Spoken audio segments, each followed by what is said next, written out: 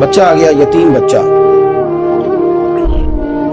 اس نے آ کے عرض کی حضور 3 گھر میں افراد ہیں، میں، میری بہن اور میری بیوہ ماں. والد حضور چلے گئے اور آج نا 3 دن ہو گئے روٹی کوئی نہیں کھائی. میں اس منظر کو بھی جانتا ہوں کہ جب یتیم گھر میں اکٹھے بیٹھے ہوتے ہیں اور پتہ ہوتا ہے ان کو کہ ہماری اماں کے پاس آج پیسے کوئی نہیں اور گھر میں روٹی بھی کوئی نہیں، تو پھر ان کو بھوک ہی نہیں لگتی. ہاں نہیں لگتی. اماں پوچھتی ہے پتہ روٹی کھانی ہے؟ نہیں میری تو، میں تو سویرے جو کھایا تھا وہ ہضم ہی نہیں ہوا. منجی شاہی کوئی نہیں. یہ پردے اس طرح کر کے بچائے جاتے ہیں. ایک دوسرے کو تسلیاں دینا، ایک دوسرے سے پیار کا بڑھ جانا، ایک دوسرے کے لیے جذبات اور طرح کے بن جانا حکمت الہی کے تقاضے. یا رسول اللہ صلی اللہ تعالی علیہ وسلم، بیوہ ماں ہے، یتیم بہن ہے، 3 دن سے کھایا کچھ نہیں. قربان جائیں وہ گھر جہاں سے کائنات کھاتی ہے ساری.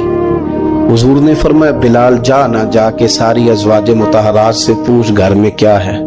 حضرت بلال کہتے ہیں میں سارے گھاری پوچھ آیا، ٹٹول آیا، ٹوٹل 21 کھجوریں نکلی.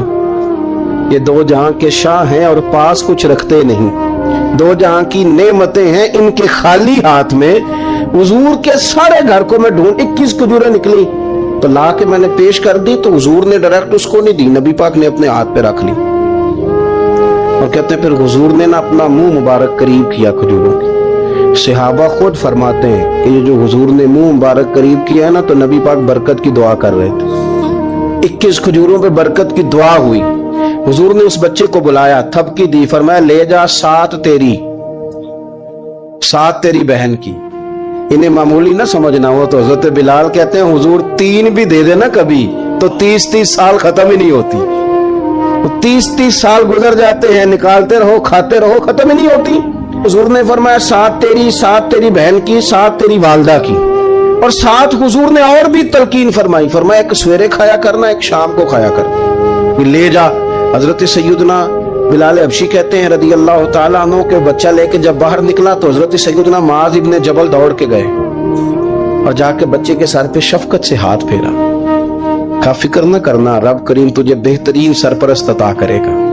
پتر پریشان نہ ہونا، اللہ تیری مدد کرے گا. صرف حوصلہ دیا، سر پہ دست شفقت پھیرا.